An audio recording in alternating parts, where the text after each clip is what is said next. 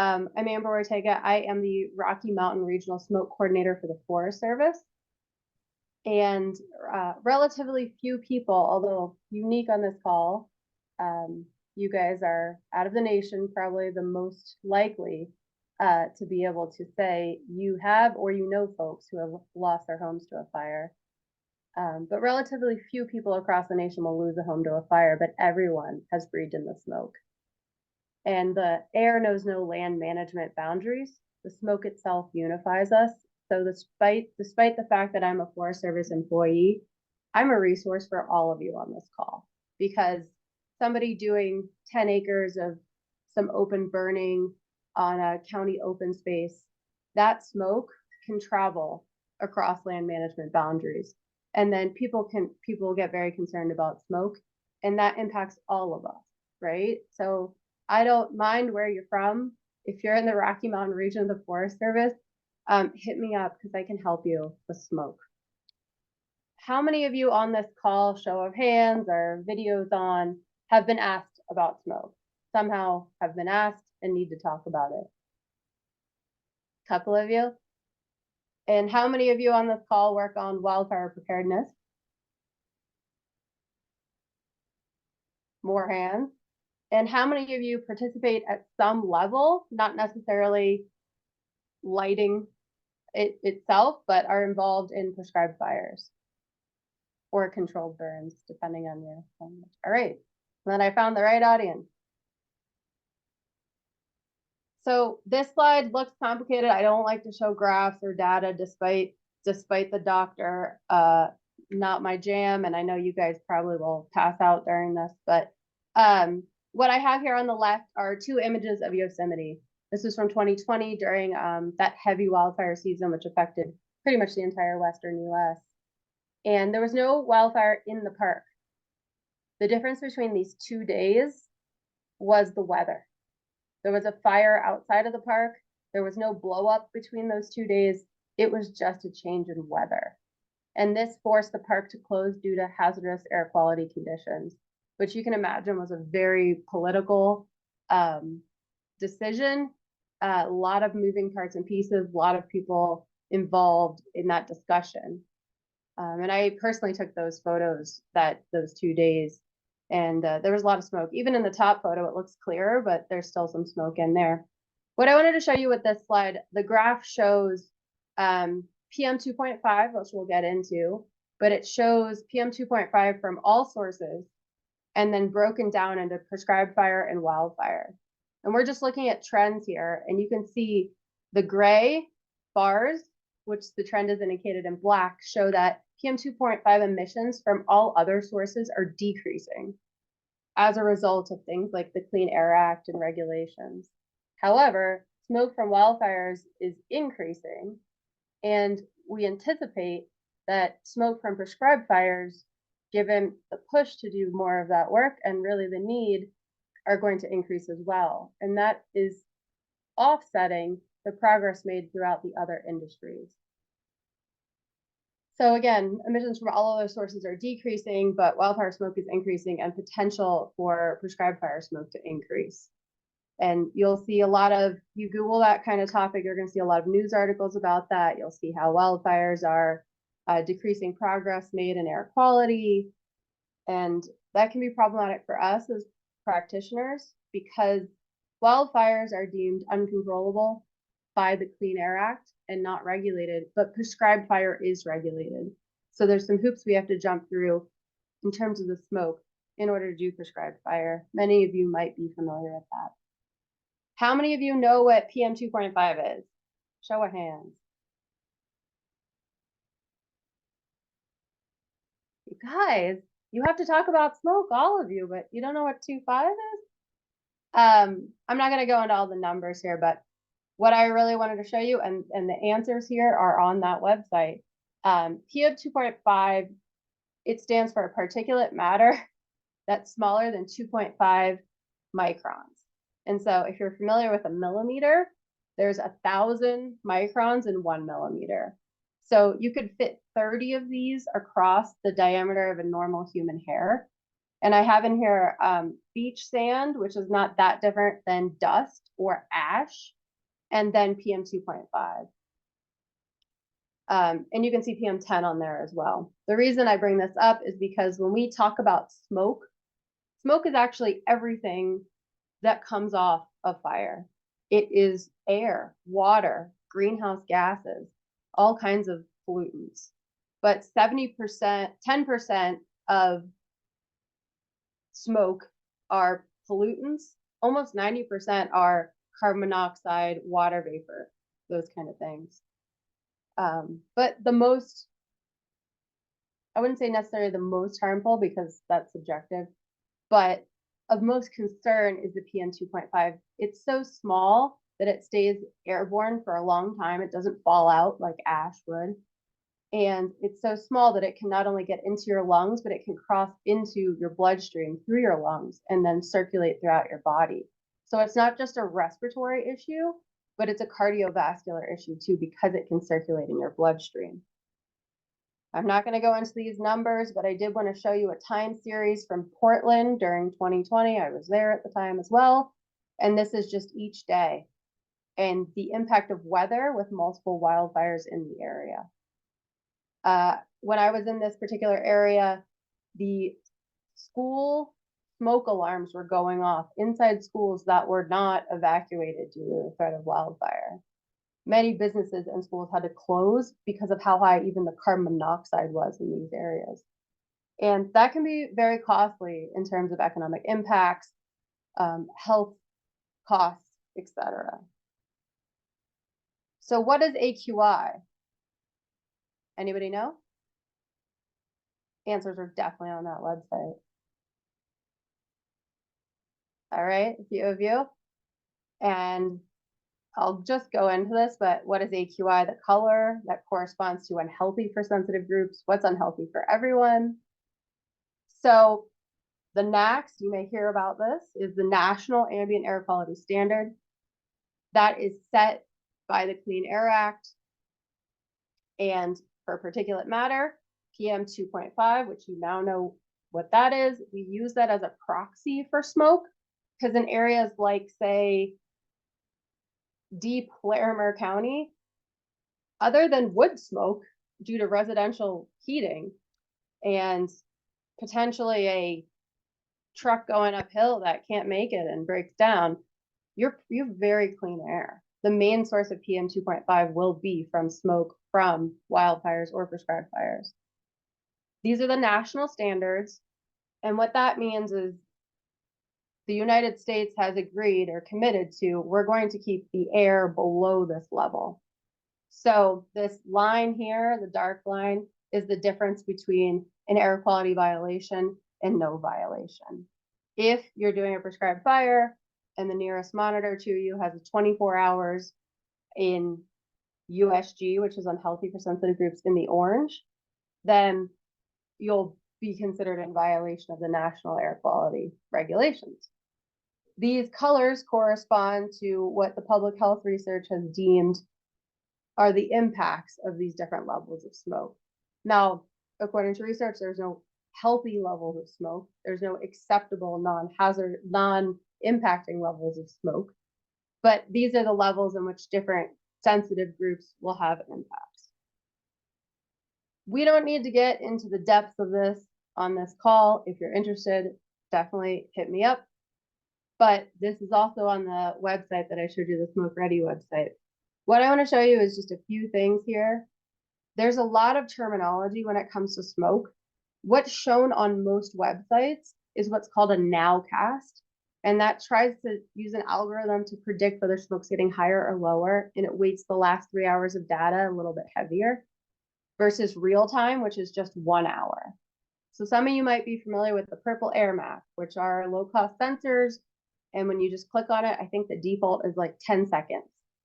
And since these colors were developed for a 24-hour average, if you put a color on it for 1 second data, it's going to look a little bit more intense than your overall exposure.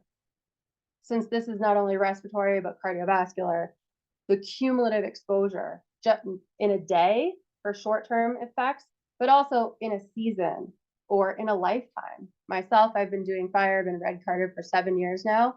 This last year, I had my first bout of long bronchitis. So it's cumulative, but it's also cumulative in terms of just your day. So if you look at the time series I have here, we've colored each, I believe, nowcast, which is a weird equation, but we'll say real-time data. We've colored it by this air quality index. And you can see, yes, at midnight on this particular day, due to prescribed fire, the air quality was considered unhealthy. But that was a short blip, and it then moved into good again, which is green. So over the course of this entire day, the air quality still averaged in the green. So something to think about when you have to talk about smoke and you may feel the call about how bad the smoke is. It is cumulative. There may be a peak right before the sun rises due to atmospheric mixing. Generally, unless you're under a weather pattern that causes an inversion prolonged throughout the day, or that weather pattern I showed for Yosemite or for Portland, you're going to get changing conditions throughout the day. And you know what they say about Colorado, if you don't like the weather, just wait and it's going to change. Can anyone name sensitive groups? So if you notice here, it talks about unhealthy for sensitive groups, and then everyone's impacted. This gives you it, right? Sensitive people are those with heart or lung disease. We talked about how PM 2.5 can get into your bloodstream, so it's not just lung disease respiratory, but heart disease. Children, minority populations, outdoor workers. We don't need to go through this in depth. I just wanted you guys to have that resource, and it is on the Smoke Ready page. And where can I find current air quality? I direct everyone that I meet to fire.airnow.gov. It is a website that the U.S. Forest Service and the EPA created together. It is available in Spanish and English. Here's an example of it. What this website does is take the permanent state and EPA-owned monitors and put it on the same map as the low-cost sensors like Purple Air. So the small light squares are the low-cost sensors. The circles are the permanent monitors. And the triangles are mobile smoke monitors that are dispatched to wildfires and prescribed fires. The smoke on here is what's from the hazardous mapping system. So somebody, a human, looks at the satellite image and they draw in where they think smoke is. So this is the current air quality conditions from those monitors and the last satellite capture of the smoke. As you can see, there's a little triangle here with an exclamation point. If you zoom into it, it looks like this. Say you click on one of these monitors, it will look like this. And then this box indicates that there's a special smoke outlook for that area because an air resource advisor or smoke specialist like myself has been dispatched to that wildfire. And we write up a forecast and we disseminate that through the public information channels, talking about what the current air quality conditions are, what we think we're going to expect, and a discussion of what's going on with that fire. This is also available in an interactive website where you can look hour by hour. And these air resource advisors can be dispatched not only to wildfires, but also to prescribed fires. And we have this service because you can't just open your iPhone and get what the smoke's going to do tomorrow. You can, but when it comes to air pollution and wildfire smoke, it's a sexy topic and it's not well coordinated and it's nobody's lane, so to speak, because that air knows no land management boundaries. And since we're all based on jurisdictions, who's really in charge of the air? I did want to bring up the tale of two smokes. This is one of my most telling examples of how prescribed fires can steer and slow down wildfires.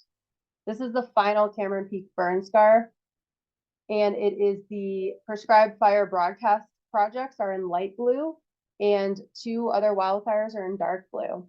And you can see the area where there's been no hazardous fuels treatment, which could be a wildfire or a prescribed fire in the past, is where the Cameron Peak fire made the furthest eastward progression. So this illustrates the need for more project work out there. In addition, we had 0 air quality violations from those prescribed fires, and we had about a month of air quality violations from the wildfire. So while I know prescribed fire, well, I know when we talk about smoke from prescribed fire, most people in their minds bring up the images of the towering smoke plumes from the last time they experienced intense wildfire smoke. And there is a significant difference between prescribed fire smoke and wildfire smoke, not necessarily in chemical composition, but in how bad it gets and for how long. If there's a prescribed fire in your area, you might have 1 or 2 nights of, I think there's a little smoke out there, or it's kind of smoky. Whereas for a wildfire, you're going to have about a month of, I can't see the sun. And there's a big difference there. So doing project work and the smoke emitted from that can help mitigate the amount of smoke that would be emitted from a wildfire. Now, I'm not saying prescribed fire is going to stop wildfires or prevent them from ever happening, but even in these interactions where you see the wildfire interact with the prescribed fire project, since that land has already received fire, and therefore fuel has been removed, when wildfires come through, a lot less smoke is emitted because there's less available to burn. And this is a plug for my webinar coming up on Wednesday, but I really want to emphasize that any preparedness work should include smoke readiness. We need to move the conversation from smoke is an exception to smoke is expected. It's my belief that humans are a fire adapted species. In every religion out there, fire was given to us by some divinity. And smoke is the way that fire communicates with us. For example, a house I used to live in burned down during the Marshall Fire. My friends who lived there at the time never got an evac notice, but they saw the smoke, and that's what indicated to them we need to get out. So smoke is this communication tool. And oftentimes, as practitioners or as the public, we don't see smoke, really, intellectually. We see smoke and we think fire. And I wanted to show these images because on the satellite, which is the one on the left, you can see faintly a smoke plume coming from a prescribed fire just west of Denver. And then when you look at the data, which is the fire and smoke map from that exact time, you can see the satellite and then human interpretation of that smoke plume. And then you can see the measurements on the ground, which are all good. So for smoke to get to the level where you breathe it, it has to be on the ground. The smoke plume travels up and then moves to the east. It can be aloft, and that means you're not necessarily breathing it in. So we can see smoke in the distance or overhead and think, oh no, I'm impacted. And visibly you are, but that doesn't necessarily mean you're breathing it in. And these are the kind of conversations that sometimes prevention techs, public information officers, dispatchers, I want to help them become smoke fluent and to help their communities be smoke ready, because those are some nuanced things. And I don't want to necessarily tell somebody, hey, you're feeling impacted by smoke, but you're not really because it's green. These conversations about how smoke can be aloft. You can see it visibly in the air, but that doesn't necessarily mean it's on the ground level. But either way, you can prepare yourself to receive smoke and you can mitigate your risk. How do you do that? We can go into some no dumb questions, but this is an example on a prescribed fire of what a public information officer printed out and put on a sandwich board. It's the fire.airnow with a QR code, air quality index, a map of where all the monitors that they put out for that prescribed fire are, and then a quick do-it-yourself instructions for creating an indoor air filter. These are some resources available out there, and there are programs to rent these and ways you can get them if you're involved in preparing communities to receive smoke, whether from prescribed fire or wildfire. We have large, like the EPA style monitors that can be dispatched. And then these are 2 examples of purple air monitors. This is an outdoor purple air, and this is an indoor one that glows with the color of the air quality index. I have one with me at my desk. It is yellow right now because I burned some sage this morning. And what I want to show you here is the filter tape. So this monitor itself, you can see it's like an old tape deck or tape recorder. It has a roll of tape and it pulls the air sample down and deposits it on the tape. And then it has a small radiation source that measures the weight of what's been on that tape. And this is the example. This has moved every day. And I labeled my interpretation of different air quality index levels: good, moderate, unhealthy for sensitive groups. What I wanted to illustrate here is if you're working out on this wildfire or you're somebody living in this community, this would be the equivalent of a cross-section of your lung each day. So this stuff is cumulative and it adds up. And while a lot of us first responders don't identify as the public, we are members of the public. We are environmentally exposed.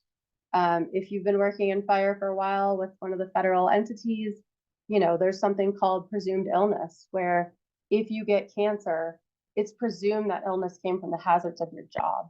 So we are the public, and our spouses and our children who grow up in these communities too are exposed to smoke just like we are. And I will preach this till the day the cows come home. It is my preferred method of protecting yourself.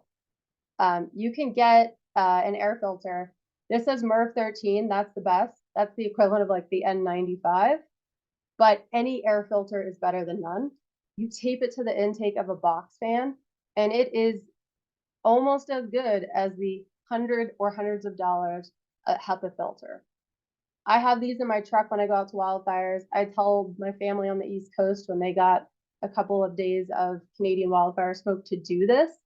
And this can actually allow your indoor air to be good.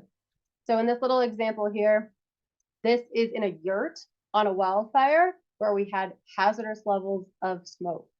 And we used multiple box fans in that yurt, which is not airtight. And we kept the air inside that yurt free. So this is really, really effective.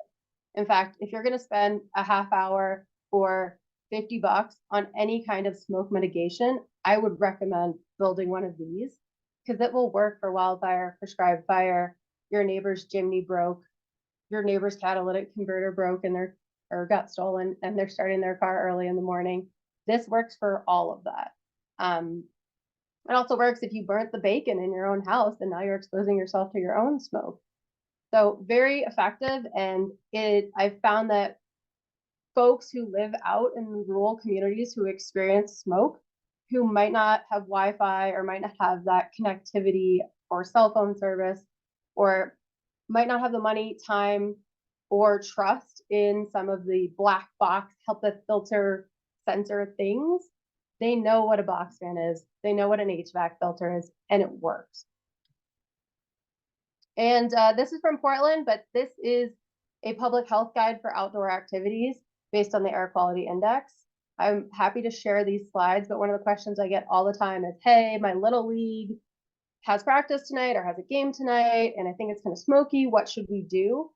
Luckily, the Public Health Authority in Portland created a guide. Now, nobody in Colorado, to my knowledge, has adopted or published something like this, but it's a good proxy and good guidance if you have to make those kind of decisions. And then here's a bunch of links.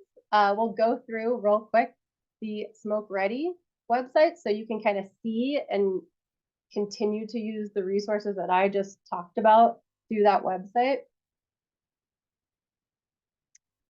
And let's get to it. So Smoke Ready.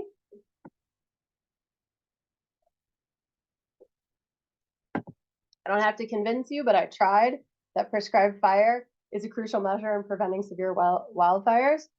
Many times it is up to local agencies to provide that fire mitigation, to provide that fuel break, and prescribed fire is a pretty effective tool in doing that.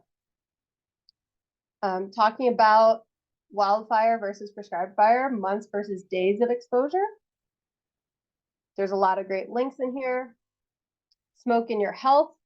We talked about a lot of this stuff, but if you want more, it's all in here, and you can, each one of these hyperlinks is to the source of that information, the references, if you want a deeper dive, or if you have people in your community who like love knowledge and data, and that's how they feel safe, send them here. There's some great infographics that are in here that talk about the different sizes and go deeper into that. There is the air quality index, and this color-coded air quality index is used by the EPA for both particles and ozone. We can talk about ozone at a later time, or you can ask me. Wildfires can influence ozone, and that's kind of an emerging topic. There's a lot here on tutorials on how to make the do-it-yourself air filter, how to protect yourself indoors. It's my belief that while we can't control the air outside of our home, we can control the air inside of our home and ways to mitigate that. Now, I know in underrepresented or low socioeconomic communities, it's much harder to control the air in your home, but something like a box fan air filter is one way that you can control the air right next to you. And I would like to help create programs that allow access to those tools to these communities. Give some general rules about how to use visible distance to determine how thick the smoke is. There is a great information section on how to prepare for clean indoor air during a wildfire. The different things you can do. Some of you, like recently I had a big, we're cleaning the whole house, and the air got a little dirtier in my house during the cleaning because we were dusting when we were vacuuming. But afterwards, after we opened the windows and aired out the house, it was much cleaner. During a wildfire or when you have a higher smoke event around and you can't open your doors to get or windows to get cleaner air, you want to minimize the sources of pollution inside your house, which would mean like candles, vacuuming, cooking meat inside on the stove. There's a lot more fact sheets out there, including protecting children, livestock, improving indoor air. There's some through the EPA on when you're going back after your home has been impacted, what you should do to protect yourself from ash and different hazards that might still be in the house when you're cleaning up and doing recovery. There's a lot more for children. There's some different interpretations of the air quality index and some really fun and interesting coloring books and school programs available out there. We're currently working with the Colorado Department of Public Health and Environment to incorporate some of their resources to use for Smoke Ready and use them in communities in rural and underrepresented communities across Colorado.